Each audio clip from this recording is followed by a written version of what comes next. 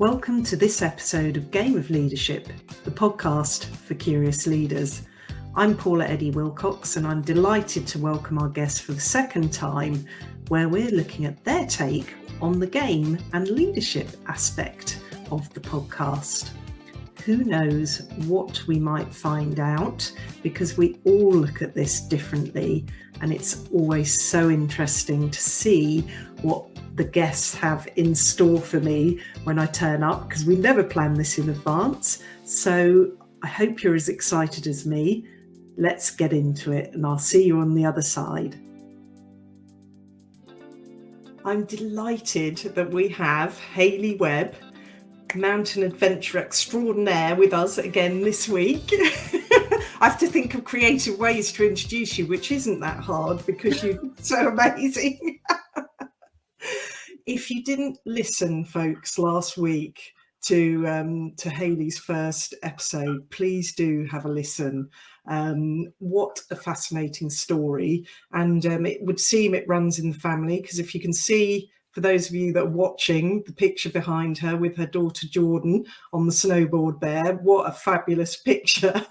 Might have to ask you where that was in a minute. And whether you were doing it with her as well. I bet you were. Do you not snowboard? Yeah.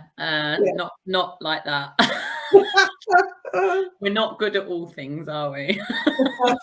Well, no, but you're brave enough to have a go. So difference between you and me. I can get down the hill. I used to say I can get down the hill without breaking myself till I bust my wrist.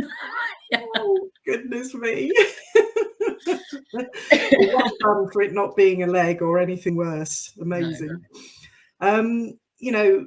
Hayley's ex-army, ex-mountain leader, although uses all of those skills in the wonderful organisation she's creating and the lovely adventures that she offers to people. Welcome back, Hayley. It's great to have you. Thank you.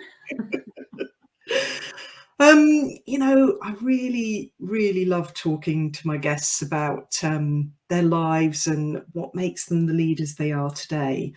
And one thing that we like to talk about in the second episode is that view that you have on the game and how that fits with leadership. There's traditional thoughts on it in terms of, games that you might play as a leadership team to break the ice or learn something, or some people see leadership and climbing the ladder as a game in itself. And I wanted to talk to you today about some of the experiences you've had over the years of the different, whether it's mind games or physical games that you've come across, because I bet if you dig a bit, there's some pretty funny stuff in there. Probably. What day is this? So what's your initial thoughts when you hear the words game and leadership together?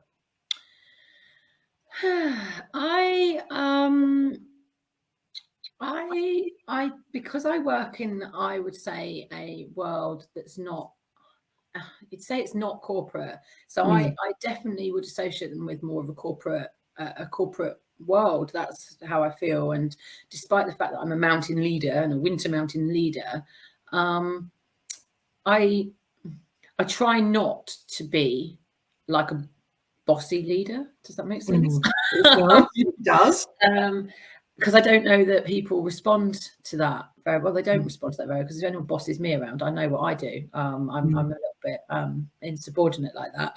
Hence why, if you think the fact that I was ex-army, if you think along the lines of Private Benjamin, you might be getting somewhere close. I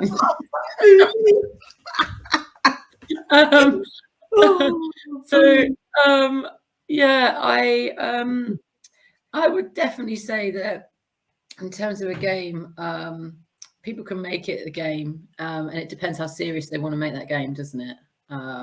There's not a lot serious about me unless I've got somebody attached to somewhere that they need to focus a minute, because it could have catastrophic results if they don't. But there's not a lot serious going on in this brain of mine. So a game is definitely more my thoughts in a really casual manner. Yeah, it's interesting, Hayley, that aspect of how we see ourselves, because having entered the entrepreneurial world a few years ago myself, it was amazing how many people I came across that were like, well, what do you mean leader? No, I'm not a leader. I'm not in a corporate job. I'm not employed, and I'm not leading a team of people. Yeah. But actually, leading starts with leading ourselves first. I'm a strong believer of that. And there's certain foundations that we need to have in place for ourselves before we can even think about how we might lead others. And in a sense, we don't always think about it like that. I behave the way I do, and I show up the way I do because I want to serve my clients in the best possible way, and all those great things, and certainly to be authentic and natural in my approach. But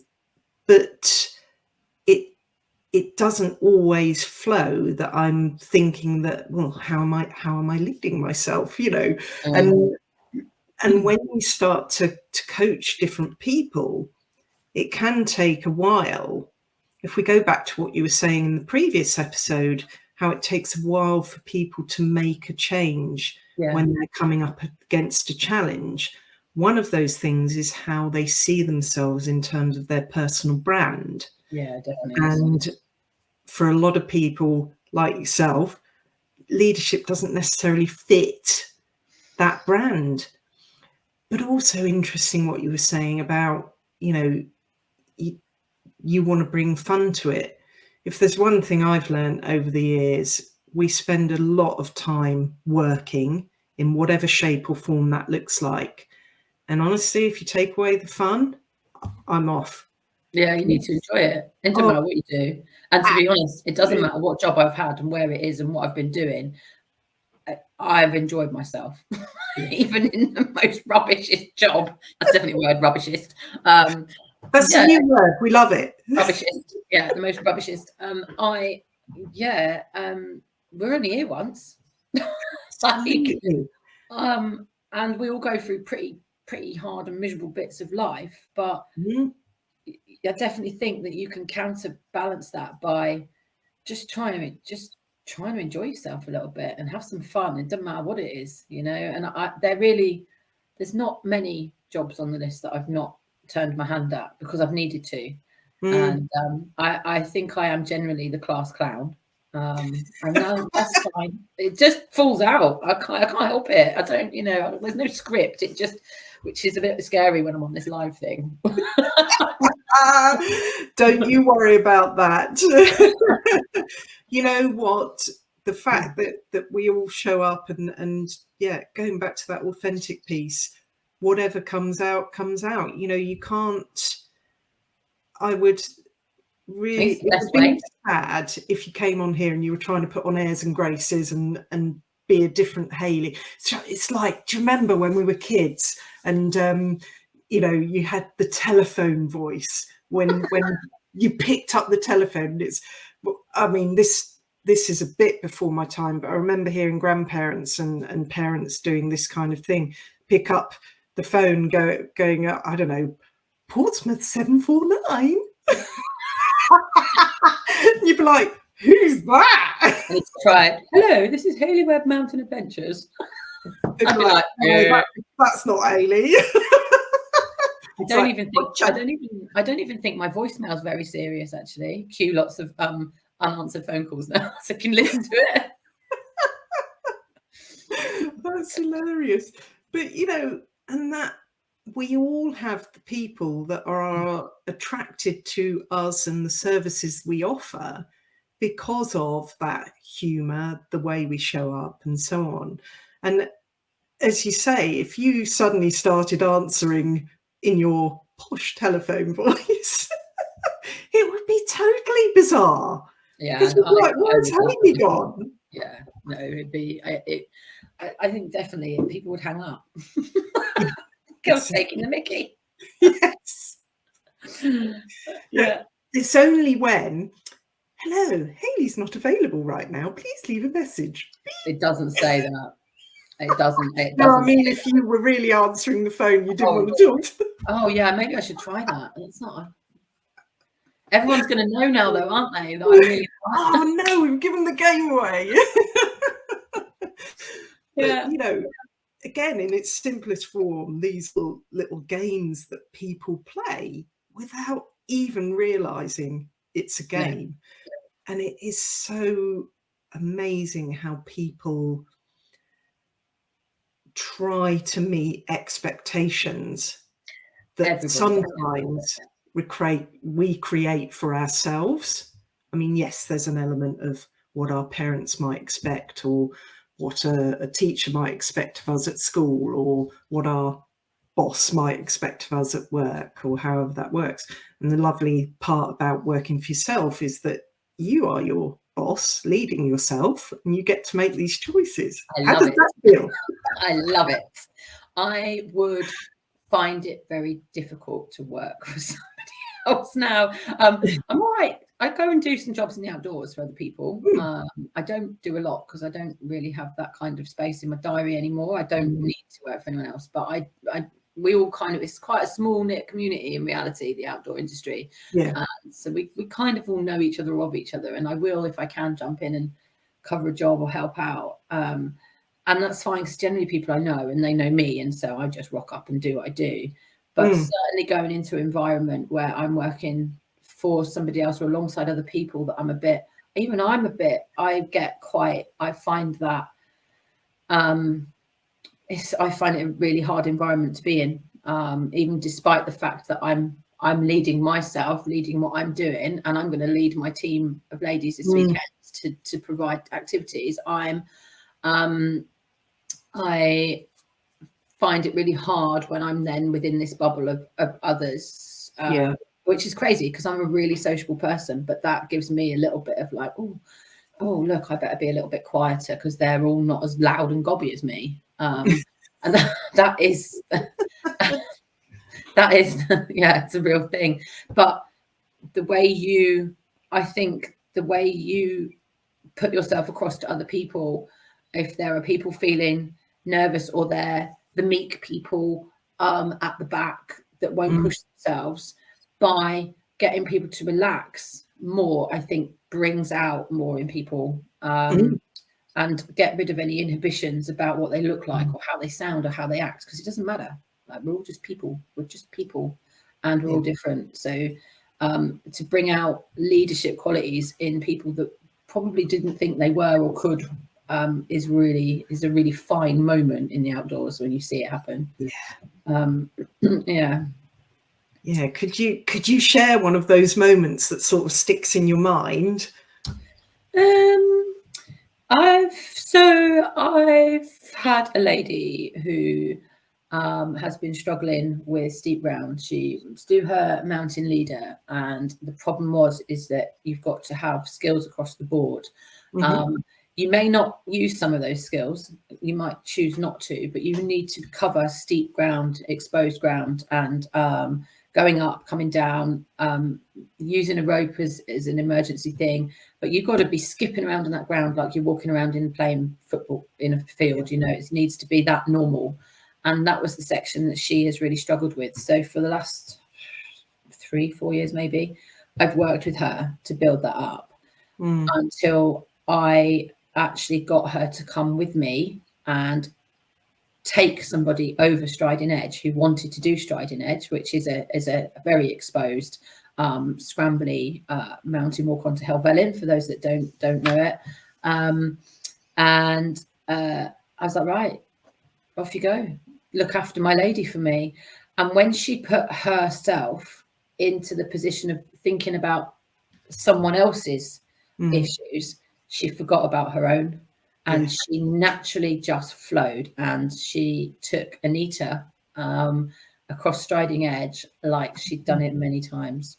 And it was a really fine moment to watch, actually. And I was there for if we needed to move our positions to be safe or whatever, and just let her take over. And she'd done an incredible job, and she just didn't ever think that she could do that. And she can, and she does. That is incredible. You know, it doesn't need to be a massive group of people, one-on-one, but she took command of her own brain that day. She led her own brain to lead Anita across Striding Edge. And it was amazing to see. Very proud. Proud mum moment. Oh, wow. It gives you goosebumps, doesn't it? Yeah, I do. I feel like they fledged the nest. Yes. Yeah, fine. That's reminded me of a brilliant birthday card I sent to a friend about the Joey being nurtured by the kangaroo, the bunny being nurtured by the bunny mummy, rabbit, whatever, and there's a third one I can't remember, and then the fourth picture is of a mummy bird sort of letting go of the chick, going, "Fly, bitch." I love that. I need to find that. Yeah. I've that might be my work sometimes. Just popped out. Absolutely brilliant. Yes, I will. If I see it again, Hayley, I will buy it and send it over to you blank so that you've got it. Thank you. But yeah, a really, really sort of what's the word? Aligned moment with what you're talking about. But the difference is that you're giving them much more nurture and tools to be able to fly on their own. Which is again a huge part of leading yourself and others, which you do beautifully. Any others that stick out in your mind? In fact, I've worked on some corporate events that come up. So everyone will leave the office and come up for some activities, some adventure activities, gill scrambling, raft building, canoeing, and often the boss, the main man or main woman is there, the leader, and we try and create a really relaxed environment, because I think that quite often these things can be structured in a way that the boss is there to be the boss, to make sure that the group are doing, do these bonding leadership skills and whatever. And actually what needs to happen is everyone just needs to relax and have a really nice time. And naturally people will emerge unbeknown to themselves. And often the bossy boss, if you like, will suddenly not be the leadership bossy boss, because they might be quite nervous of what they're doing, and said quiet person from the office actually is chucking themselves in there and encouraging the leaders to follow, because they've done it and they're not scared. And that happens quite a lot in corporate activity events. I've seen that quite a lot of times, whether it's been canoeing. I did have a bit of an episode with 10 lawyers. We canoed out to I know, lawyers, lucky you.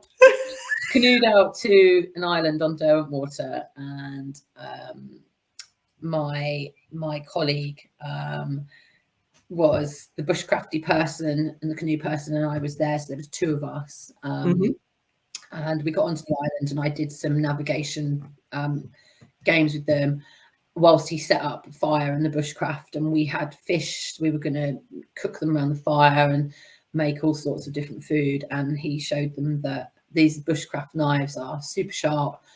Please don't cut yourselves with them, be really careful, and promptly chopped his thumb off. Not completely off, but he did an amazing job. And interestingly enough, that is my department to then deal with him. We're both hugely first aid trained. I was on the mountain rescue team. He actually is still. We know what to do with stuff like that. And one of the ladies from that bunch of lawyers absolutely just jumped in and took charge. She just did it. And at that point, it's rude to say that I hadn't noticed her, but she wasn't the here I am person in the group. She just took over. And while we sorted him out, and actually got him took off the island into hospital, where he emerged with a bandaged hand like this in the pub later. So we still, all these years later, we're like, brilliant. we laugh. When there's any bushcraft knives around, he's not allowed them. Oh. It was.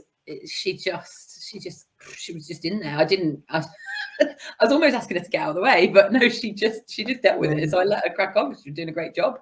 And then another member of the 10 kind of stepped in to keep everybody else amused and start doing stuff with fish around the fire while this was happening, because that took my attention over there as well. It was one of those days where I think, oh God, that didn't quite go as according to plan. But they've come back, so it can't be that bad. You see, they always come back, Hayley, and I'm hankering for the next time I might get to do something with you. Sadly, it won't be this year, but it will be next year, I hope. I know, but I know that our group of ladies will do it again next year. So fingers crossed I get to fit with diaries and everything else and get to come. But it's amazing how, when you are put in a stressful situation, how your strengths of natural leadership, as you put it, suddenly shine through. People don't know they've got them. And exactly. Instinct almost, isn't it? That kicks in, and you just do what you need to do to handle the situation at hand. It does. And also, just breaking the ice with people as well when they get there. So I'm probably instantly quite silly. Not as I planned it. I can't believe that of you. It just happens. And that just puts people at ease. And I'll get people to just break the ice quickly so that they realise we're all on the same page, that there's nothing to hide.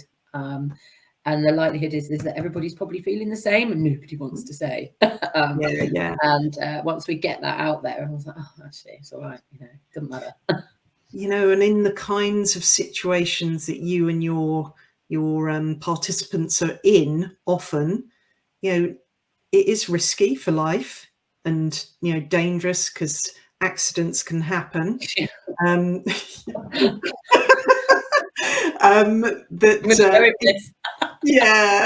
For those that are listening, we keep putting our thumb up for the poor guy that nearly chopped his thumb off like Pac-Man, I'm imagining, with the flip top head.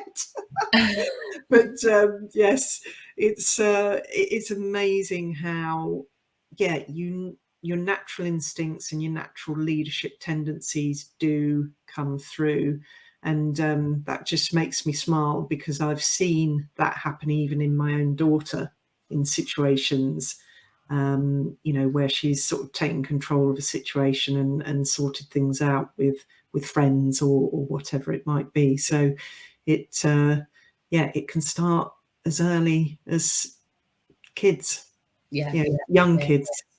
It's amazing if you just know what to look for. It's really good. Well, fascinating yet again, Hayley. There's so much in there about different ways that people emerge, show up, the different things that you've seen. Thank you so much for sharing those stories with us today. We've got one more episode next week with Hayley. Once again, I cannot wait to talk to you. I'll be a little bit sad at the end of next week's episode for sure. But, never say never. If I haven't scared you off, you might come back and tell us some more next, and for another few episodes in the future. I'll come back. Excellent. Who knows? We could tell our story of whatever we experience on a weekend next year. That would be great. Brilliant. All right. Well, thank you so much for listening. Thank you, Hayley, again, and we will see you next week. Thank you so much.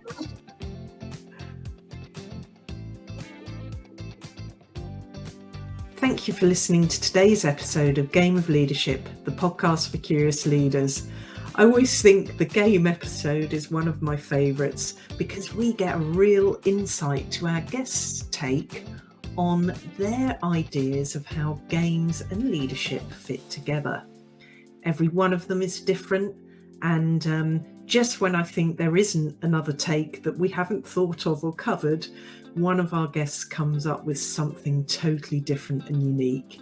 It's really exciting. Look, now it's your turn.